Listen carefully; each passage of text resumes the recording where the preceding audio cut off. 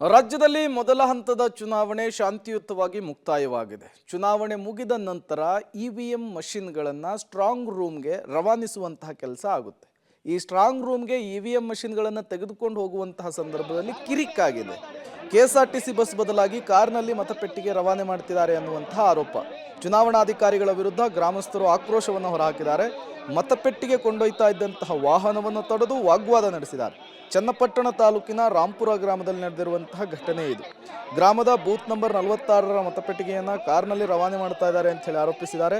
Booth number 47ರ ಮತಗಟ್ಟೆಯನ್ನು ಬಸ್ನಲ್ಲಿ ರವಾನೆ ಮಾಡಲಿಕ್ಕೆ ಅಧಿಕಾರಿಗಳು ಮುಂದಾಗಿದ್ರಂತೆ. ಎರಡು ಮತಪೆಟ್ಟಿಗೆಗಳನ್ನು ಬಸ್ನಲ್ಲಿಯೇ ರವಾನೆ ಮಾಡುವಂತೆ ಆಗ್ರಹಿಸಿದ್ದಾರೆ. ಸ್ಥಳಕ್ಕೆ ಚುನಾವಣಾಧಿಕಾರಿಗಳು ಬರಲೇಬೇಕು ಅಂಥೇಳಿ ಗ್ರಾಮಸ್ಥರು ಪಟ್ಟನ್ನು ಹಿಡಿದಿದ್ರು. ಕೆಲ ಕಾಲ ಒಂದು ರೀತಿ ಆತಂಕದ ವಾತಾವರಣ ಕೂಡ ನಿರ್ಮಾಣವಾಗಿತ್ತು. ನೂರಾರು ಸಂಖ್ಯೆಯ ಜನರು ಜಮಾಯಿಸಿದ್ರು, ಅಧಿಕಾರಿಗಳನ್ನು ಪ್ರಶ್ನೆ ಮಾಡ್ತಾ ಇದ್ರು.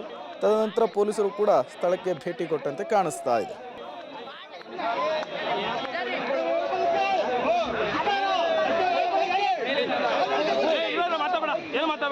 ಯಾರು ಮಾತಾಡ್ಬೇಡಿ, ಒಬ್ಬೊಬ್ರು ಯಾರು ನೀಟಾಗಿರೋ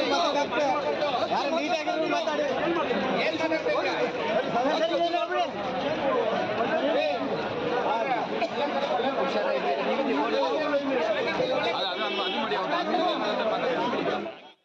ಕೆಎಸ್ಆರ್ಟಿಸಿ ಬಸ್ ಬದಲಾಗಿ ಕಾರ್ನಲ್ಲಿ ಮತಪೆಟ್ಟಿಗೆ ರವಾನೆ ಮಾಡ್ತಾ ಇದ್ದಾರೆ ಅಂತೇಳಿ ಆರೋಪ.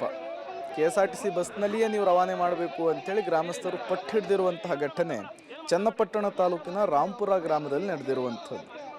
ಎರಡು ಮತಪೆಟ್ಟಿಗೆಗಳಿದ್ವಂತೆ. ಗ್ರಾಮದ ಬೂತ್ ನಂಬರ್ 46 ಮತ್ತು 47. 46ನ್ನು ಕಾರ್ನಲ್ಲಿ ಸಾಗಿಸ್ತಾ ಇದ್ರು, 47ರ ಜೊತೆಗೆ ಬಸ್ನಲ್ಲೇ ಹೋಗಬೇಕು ಅಂತೇಳಿ ಜನರು ಪಟ್ಟು ಹಿಡಿದಿದ್ದಾರೆ.